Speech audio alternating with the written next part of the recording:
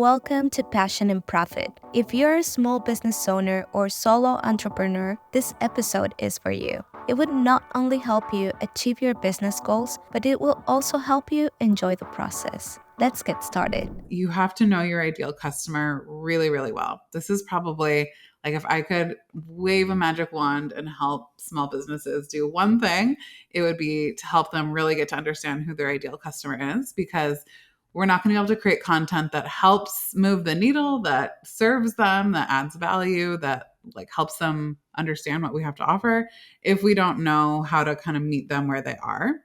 So the better you know your ideal customer, the better your marketing will be, the better your content will be. Passion and Profit with your host, Delmith Morales, the podcast for makers and manufacturers. Hi everyone, welcome to another episode. I'm your host Delmith. This podcast is created by Inventora, the all-in-one inventory system for makers and manufacturers.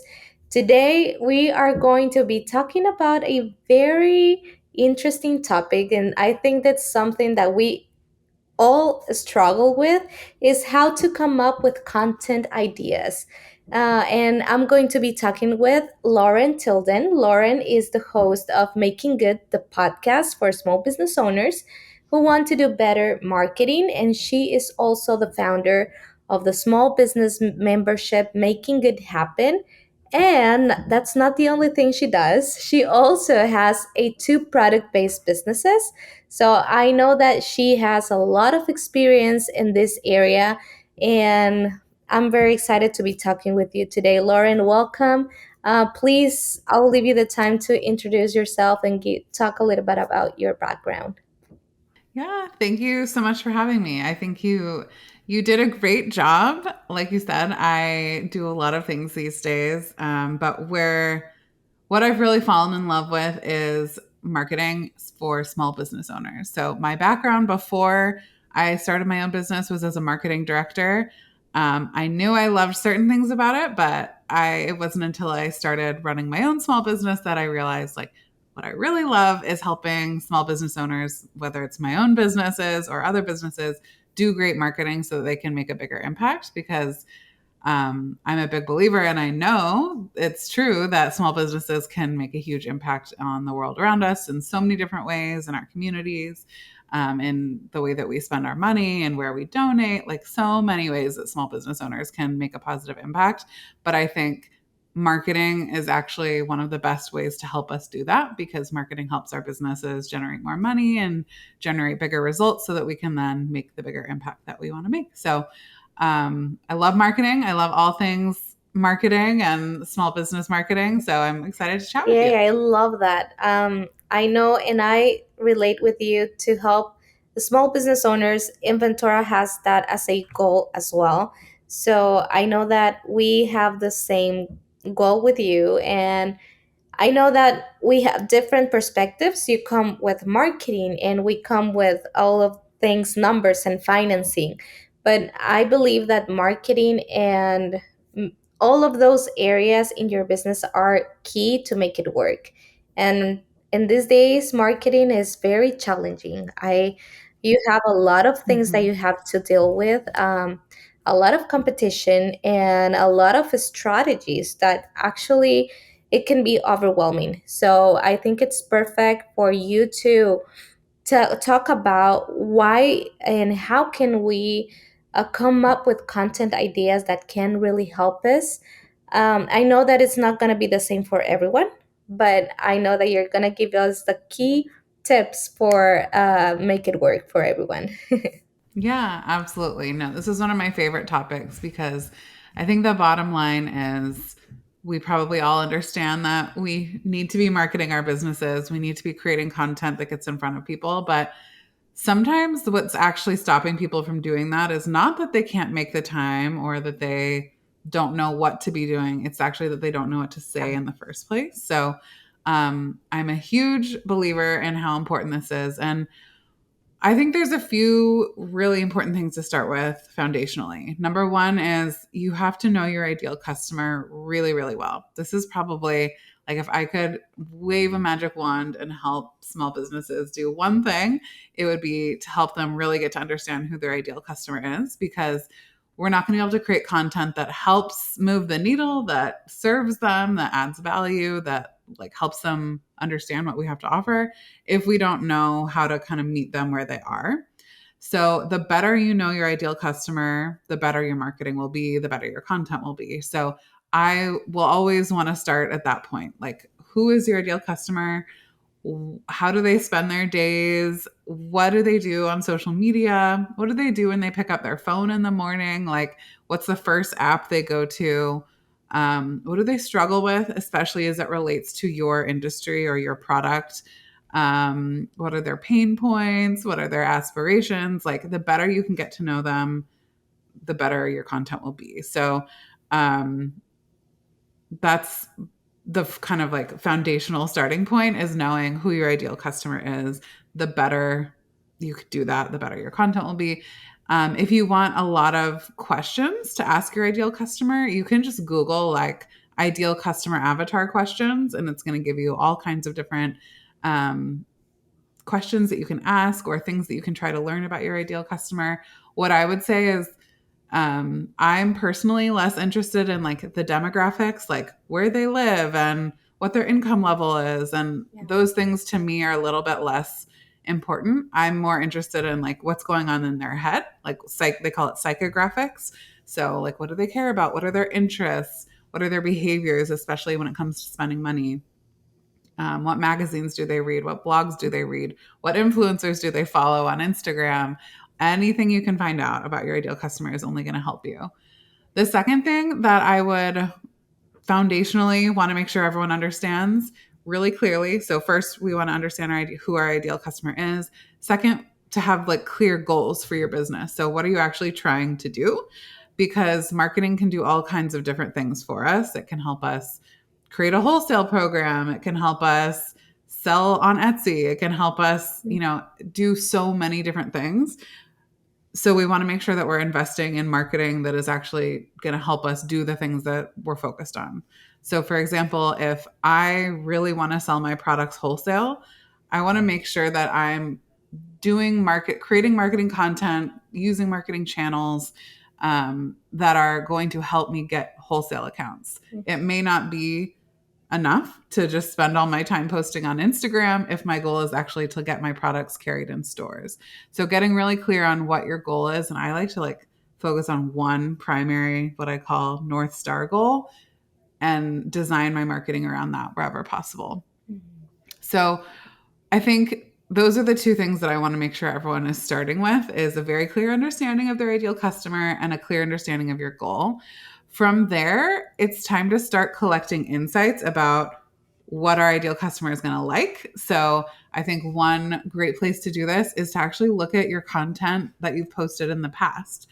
If you have an Instagram, if you have a Pinterest, if you have an email, if you have Facebook, like if you've done any marketing of your business whatsoever before, you can look at your statistics, your like analytics and your insights in there and figure out, what do people like? Oh, they really like posts with my face on it. They really like educational posts where I tell people how to use my product or how to clean my product or how to take care of it. They really like funny memes where I'm like taking a meme from pop culture and making it about jewelry or about ceramics or whatever. So looking at your analytics, filtering by what do people like the most? What did they save the most? What did they share the most? What did they comment on the most? These things can help us understand what kind of content to create more of in the future. This is one of the big things that I teach in my membership program and on my podcast, is like double down on what works. When we figure out what's already working, let's do as much of that as we possibly can. So analytics is the first place to start. Another would be your business values. So what do you care about? What's really important to you? What kind of impact do you want your business to be making in the world? That's a great topic to create content around, because a lot of times it's a way to connect with people who are going to share your values and feel more connected to you and want to support your business that way. Also collect some data around what questions you get asked over and over again. So frequently asked questions, or What do people want to know about how your product is made, what the ingredients are, what questions do people ask you about how to take care of it. Questions that people ask over and over again are a huge opportunity for content, because not only is it something people may be wondering, but it's also something you can point people to in the future. Next time someone asks you that question, you can say, I actually wrote a blog post about this, or Mhm. did an Instagram carousel about this. Here it is. Um, let's see, on other insights to collect. Um, Objections is another good thing to think about. So, when people are thinking about buying your product, what kind of thing stops them generally? Is it about budget? Is it about they don't have somewhere to put it? Is it about they don't know how to take care of it?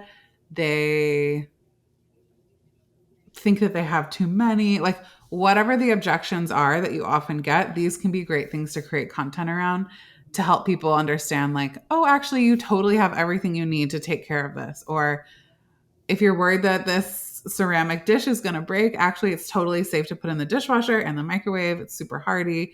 Or like, your jewelry can be worn in the pool and it doesn't tarnish. Like, anything that people might stop them from buying, these can be great things to start creating content around. So I'm going to pause. This is the first step, is to collect all of these insights. I'll move on, but I want to give you a chance to No, jump in if there's yeah, I something you want. think I think it's very what you said is like the basic part of what we should do since the very beginning. It can be hard when we are just starting because we don't have that data, those analytics that you mentioned. But once you Mm-hmm. start like grabbing followers, at least you can just see who is following you, what they do, what are they posting, what are they their daily activities or something like that. And I think that it's very valuable to just grab that information and create content, and it can be just an Instagram story, but you can convert that Instagram story to a blog post as well, and they can help you not only just to sell your products but also to introduce yourself to them to create more engagement, and also to sell or come up with other business ideas to have different not all your eggs in one basket. They can help you have all other revenue streams into your business, right? And I think those key points that you mentioned, to know your audience, your goals, because sometimes we just focus on the things that they are looking for, and we lose our brand identity, and that can be also something that can hurt our business because we don't have the essence, we don't have that value that we want to create for our brand, right? Mm-hmm. So I think, Yeah. yeah, I think that's very important for everyone to start. And I think probably a lot of people have done this in the past, but for me, to be honest, I think it's something that you have to do continuously into when, even when you're starting, and probably 5 years later your audience is going to change, or they're looking, or they have another problem or necessity. So I think Mm-hmm. it's something that we have to do constantly in our business, because if we don't improve and we don't create new things, we're going to lose the attention, right? Yeah. No, I totally agree. I think getting to know your ideal customer is something that is never finished, and they're changing, you're changing. Um, and it's it's like, it can be this resource that you can tap into literally anytime. If you have any followers on your Instagram account or your other social media account of some kind, you can at any point say, hey, I want to create more content that you're really going to be excited about. What do you want to learn from me? Or what questions do you have about insert your industry? Or what's something you're struggling with right now? What's something you're excited about right now? Like, you can always just kind of tap into this resource of your ideal customers and ask them to help you come up with more content ideas. So Mhm. I totally agree that it's definitely not a one-time thing. It's an ongoing process. Um, Yeah. And I do have a question because sometimes, well, that was one of my biggest issues. It was that I was afraid to show myself in camera. And I mhm, think that's something that really helps your business, like to show mhm. yourself, who's behind your brand. What is your best advice in that area to someone that it's struggling with that as well? Yeah. I relate to this heavily. I am a marketer. I am I know all the things that we're quote unquote supposed to be doing that really work, especially as small business owners. And at the top of that list is like showing your face, putting yourself in the middle of your content. That's true for for almost every small business. The more you show yourself, the better response you're going to get. Um, that is true. And also, showing yourself can be really uncomfortable for a lot of us. And you are saying the case for you. That's true for me also. So, some tips I have are um, getting some photos taken of you making your product. So, save up, hire a photographer, take a ton of photos of you painting or doing art or, organizing your studio or whatever it is, and just sprinkle those throughout your content for like 6 months or a year. Like that can really last you a long time. Mhm. Use those images as like the covers for your reels if you're posting reels, intersperse them throughout your website, put them in your product listings if you have photos of you with them. So I think you can get a lot of mileage out of like a single photo shoot if you want to save up for that or even barter. Like there's a lot of ways to get photos taken. So that would be one thing, is to, put some effort into getting some that you actually like and that you're happy to have out there. Another thing would be you can put your face on camera without actually speaking to the camera. So that's something that a lot of people are hesitant to do, like the talking to the camera video where you're actually like almost like presenting. That can be really intimidating for people. And I would just encourage you to know that like you can post yourself waving or like video of you making your thing without you actually speaking to the camera. If that's the part that's intimidating to you, is like the talking.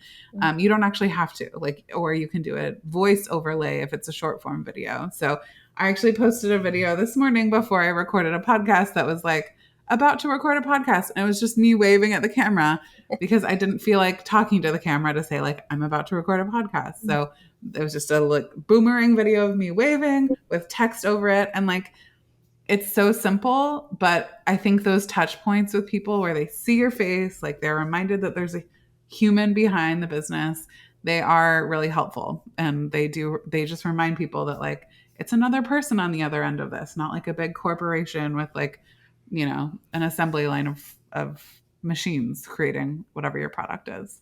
Yes, I think it's like it's not for everyone. Like to talk and show yourself, it's not for everyone.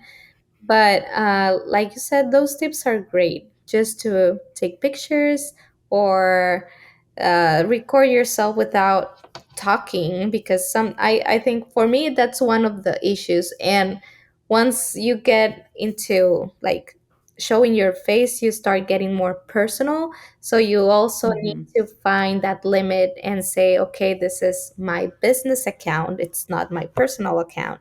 So Yeah. I think that's something that we all struggle with as well, to say, okay, when should I stop, right? To post Hmm. about myself Yeah. or. Creating clear boundaries, and particularly with other people in your life, like it's okay not to share everything. I barely post my partner in my content. I don't show my kids faces at all. That's just like a boundary that I've created for myself. And there's nothing that you have to share. If you absolutely do not want to share your face, there are plenty of successful businesses that do not do that. So you're allowed to create boundaries wherever you want. having said that, you're also allowed to challenge yourself to do things that feel a little bit uncomfortable. So, sometimes like I do talk to the camera on my Instagram stories or on content. Does it feel great? No. Is it a little uncomfortable? Yes. Is that still something that I'm okay to do sometimes? Like also yes. So sometimes you can take yourself out of your comfort zone and that's a good thing, but also like we run our own businesses. This is one of the great things about it. If there's just something you do not want to do, like it's your choice. So, Yeah, permission to always do it however you want. That's the joy of it. absolutely. And now that we are talking about like the things to do and not to do, I know that right now in social media, we have a lot of competition and it's very challenging. New things are coming, reels, and everything it's evolving. TikTok brought a lot of things as well. And what's like your best advice? Like, how can we avoid feeling overwhelmed with all of the things that are in like in the market, and to say, okay, let's just focus on this? How can we deal with that? Yeah, I can completely understand how overwhelming the marketing landscape these days is with not only all the changes that are constantly happening with all the platforms, with new platforms coming about all the time, with a lot of experts telling us the things that we have to be doing right now. And I would just like bring you back to getting grounded on who your ideal customer is, what kind of content they want, like what do they want to learn, what do they need to hear, what would make them feel excited, what would make them feel like seen, really creating content with them like so clearly crystallized in your mind is a very grounding activity that can help you kind of quiet the noise of everything else around you. And also keeping your goals front of mind. So knowing like, what is it that I'm trying to do? I'm trying to sell this amount of my product by the end of the year. Okay, what kind of marketing is going to help me do that? This can help you just narrow in on like, yes, all of these shiny objects floating around in social media land like might be fun to try. And if I have extra time, maybe I will. But like, let me make sure I'm doing the things first and foremost that are gonna are gonna be most likely to move me toward what my goal actually is and create content for who my ideal customer actually is. And another thing I would say, which is kind of the next step in my process for coming up with content ideas, is when you've looked at all those insights you've collected, all the like information about your ideal customer, when you've looked at all of your past content and what they like the most, what they've responded to, the questions that you're constantly asked, when you've gone through all of this data and tried to collect as many things as possible, you're probably going to notice some patterns. So you're probably going to say, people really like when I talk about my life as a maker and like what inspires me. People really like when I talk about my dog. I'm going to talk about my dog sometimes. People really like I do these diary style entries and those always do really well.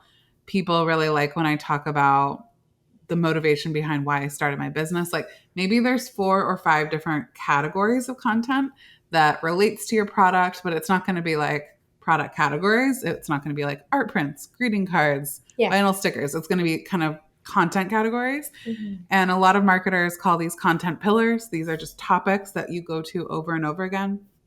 And that can be really helpful when it comes to just staying focused and not getting distracted by all the noise out there and what everyone's telling you should be doing. Just saying, okay, here are the 5 or 6 topics that I talk about over and over again.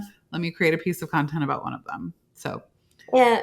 that's what I say there. Do you think it's like a good idea for to set up like a calendar per week and set up uh, Mondays I'm gonna talk about the products, Tuesdays about myself, or like to schedule the type of content that you want to show, or is it okay to not post 1 day or 2 days per week, for example? What's your advice on that? Yeah, there's no rules about how often you post. I think it's true that the more often you show up, the more opportunities you're giving yourself to get in front of people to be seen. The more content you create, the more it's just like each one's a data point, each one's an opportunity for it to connect with people. So there's definitely benefit in posting more often, but definitely not at the expense of everything else. So what I like to in terms of marketing planning, what I tell people to do is yes, like let's lay out your marketing plan for content for the month. Like how many emails are you going to send? How many posts on your platforms that you've chosen? What days are those? But we're always going to start with how much time do you actually have per month or per week to spend on marketing. So if you have 5 hours a week that you can spend on marketing, that's a lot. That's probably more than most small business owners have. Um, maybe that can be 3 Instagram posts, a marketing email, and some like wholesale pitches. And that amount of time that you have available, that will dictate what frequency you can do. So to your question, I think if you have the time, you know that you have the time to post every single day and still get everything else done, still send marketing emails because social media is not the only thing. In fact, email marketing tends to perform better when it comes to generating sales. So I want to encourage everyone to prioritize email marketing. But if you look at your schedule for the week and you find that you do have the capacity to post every single day, if it's helpful for you to say, okay, Mondays are about me, Tuesday is about my process, Wednesday is about what inspires me, Thursday is about whatever, to have like kind of a consistent schedule like that, I think that's great. I don't know. I will say I don't know many people who stick to something like that. So that can be hard to maintain. But if that helps you to have that kind of routine, then go for it, I say. And for you, what is like the best way to treat social media and email marketing? Like sometimes I know that social media it's something that can change day and night, right? Today something is working and then it won't work. Tomorrow it won't work. With email marketing is different. But what are the best tips for the content creation? Like where should we start like implementing more efforts on? Mm-hmm. So I like to think about like if we back up and ask ourselves, what is the point of anything we do in marketing? Mhm. There's usually two main things. One is to get our business in front of new people who have not come into our world before. So it's to reach people who've never heard of us and like bring them into our world, have them decide to follow or subscribe or whatever. So that's purpose number one, get in front of new people. The second thing is to, of the people in our world, convert those to buyers. So of the people following us, of the people subscribed to our emails, have those people decide to take the leap to make a purchase. So to me, those are two very different things. One is about exposure and visibility, and social media is really good for that. There's other things that are good for that too, like PR or paid advertising, search, like Pinterest. I have a podcast. This is a podcast, like people finding you via your podcast. Video, like there's a lot of ways people can get in front of new people. Social media is one of those. So, Mhm. like, just to put it in context, Yeah. in terms of making sales, social media is okay at that. Email is really, really good at that.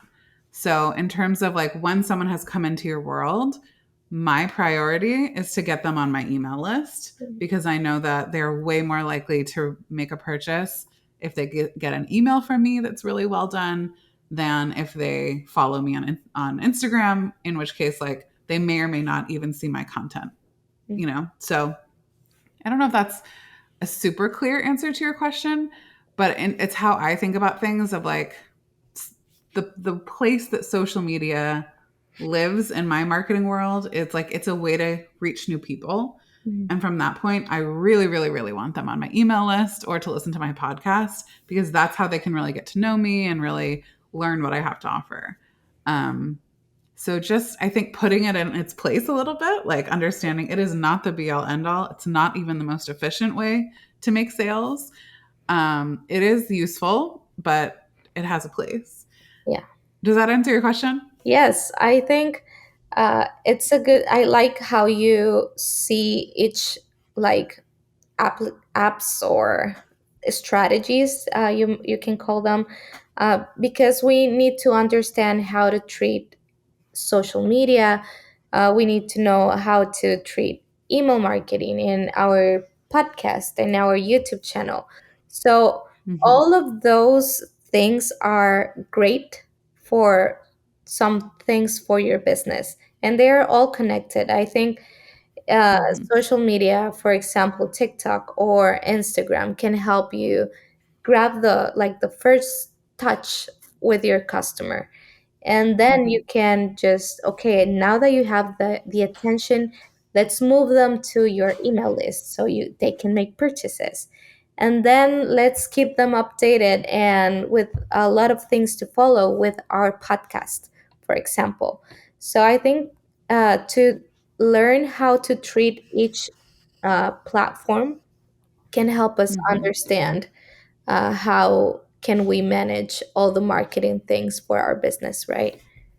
Yeah. And I think the big challenge with this is how do you convince someone that it's worth it to sign up to be on your email list? Mm, That's the very hard part here because it's so easy to decide to follow someone on Instagram. It's not a big commitment to do that. mm, It is a bigger commitment to let someone into your email inbox and say like, I'm inviting you to send me emails and like it's a little bit more of a personal connection, which is why email works so well. yeah. But to get people to take that step is hard. So I would just encourage you to give people a really good reason to sign up for your email list. That can be, a discount code, free shipping are very, very popular for a lot of product based businesses. It could also be like a free resource. But also beyond that, like share content in your email that you don't share other places so that you can say, on my emails where I give all the behind the scenes or you get first access when I release a new collection, like make it feel exciting to be on your email list. And then just like the other thing I would say about this is like talk about it over and over and over again. Mm, You can't just say, I have an email list, you should sign up for it yeah. one time and then expect that that's going to do anything. Like you really should be talking about it every few days, at least once a week, like trying to encourage people to get on your email list. For me, it's always the link in my bio. So, like my Instagram bio, the link is the sign up to my email list where you get a resource with a bunch of content ideas. For my product based businesses, it's a sign up for a free discount code. But the purpose of all of those is like to get on my email list. So that's where I send people before I even send them to like the shop page because I really want them on my email list. Yes, and for me, that's why creating content is for, right? To Mm-hmm. grab the attention and create that trust so they can say, okay, I'm ready to take that next step with this business because I love the things that they offer me.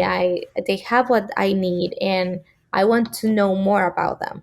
So if you Yeah. give them the content that they are actually looking for, that decision is going Mm-hmm. to be easier for them. Yeah, absolutely. So I don't know. I think we cover pretty much it. I don't know if you have any last tip or advice for all the small business owners that are listening. Yeah, I would just say, um, hmm, so many things to say. I would say a few things. Number one, it doesn't have to be perfect. Like, just start putting stuff out into the world. I think in the beginning, it's kind of a or a quantity thing. Just like post stuff, create stuff, send emails. It doesn't have to be like 100% at the level you someday want it to be at. But the more you put things out there, the more you post content, the more you send emails, put things on Pinterest, whatever, create blog posts, whatever it is you're doing, the more of it you do, the better you'll get at it. And the only way to get better at it is to do it over and over again. So allowing it to be like a B plus quality in the beginning and knowing that you'll only get better, I think that's sometimes it's just perfectionism that stops us from putting things out there. And perfectionism is such a killer. Like it kills so many dreams. It stops so many people from doing the things that could really change their lives and change other people's lives. So please just put it out there, even if it's not perfect. If it doesn't meet your standards yet, like it will only get better. That'd be one thing. The second thing I would say is storytelling is really powerful. So just knowing that like those little moments from your life that make you think, you know, differently in some way. It can be the smallest thing. Like I tell a lot of stories about conversations I have with my 2-year old where he says something that is like surprisingly like thought provoking, and like I'll share that a lot. And so the stories that you tell, they don't have to be like I climbed Mount Everest. They can be small moments from your days that just made you think or surprised you or whatever. My biggest tip with storytelling is to be very specific. So like describe, paint the picture for people. Like where were you? Like what color was the mug? Like what were you drinking when this happened? Like really paint the picture so people have a visual. I think that can be really really powerful, and that's stories are something that like in the age of artificial intelligence and chat gpt, something that we haven't talked much about today. um, Content, that's one of the things that make content very really human, and like you can't replicate that Mm-hmm. with a machine. Yeah. So the more stories and the more of like you as a person you can put in your content, the better. And then I would just like as a third kind of final thought, I would say the more you can center your ideal customer in your content, the better. So if you're creating content that gives them something they want, you really can't go wrong. So knowing them, answering their questions, teaching them things that they want to learn, sending them messages that are going to be comforting to them or reassuring to them, making them laugh, all of these things that have your ideal customer at the heart of them. That's that content, like that will do well. So keeping them at the heart of everything is kind of the key. I love that. I think having the customer in mind and also your goals and your essence as a brand and as a person are going to be the key things to be successful, right? So Mm-hmm. I think those are I loved how the conversation went because it's Yeah. such like basic things, and it's like refreshing to listen to that again and not to just feel overwhelmed with all the things that we have right now. Mm-hmm. It's just very simple. Just know yourself, know your brand, and Mm-hmm. try to work with that. Yeah, I think you're right. Like if it ever starts to feel too complicated, just like back up and go back to basics. Like the foundations of marketing never change. The point is to like be seen and make sales, and whatever's going to help you do that. Like it can be very simple. It does not have to be scary or extreme in any way. So, Yes. So if you're feeling overwhelmed, this podcast, this episode was just the perfect thing that you needed to hear. yay. Yay. So, Lauren, just like the final thing that I want to ask you is how people can find you on social media and how can they contact you? Yeah. Well, I have a podcast called Making Good. So that would be if you're listening to this, you're a podcast person, that'd be a great place to go. I talk a lot about marketing, about mindset, about perfectionism, and just different ways of using our businesses for forces of good in the world. So definitely check out Making Good. The other thing is, if you're looking for content ideas, I do have a free resource that has 100 content prompts that will definitely give you a starting point of content ideas. So Mhm. you can find that at makinggoodpodcast.com/100 prompts. So like 100 PROMPTS. And then on Instagram, I'm at Lauren Tilden, and I'd love to connect with you over there. Awesome. Thank you so much. There you have my conversation with Lauren. Go check out Lauren and her businesses in the link of the show notes. I hope you find this episode helpful. Don't forget to subscribe, give us a follow, and if you liked the episode, please share it with your family and your friends. Thank you for being here, and until next time. Interested to learn more about Inventora to help improve your inventory turnover rate? Visit Inventora.com.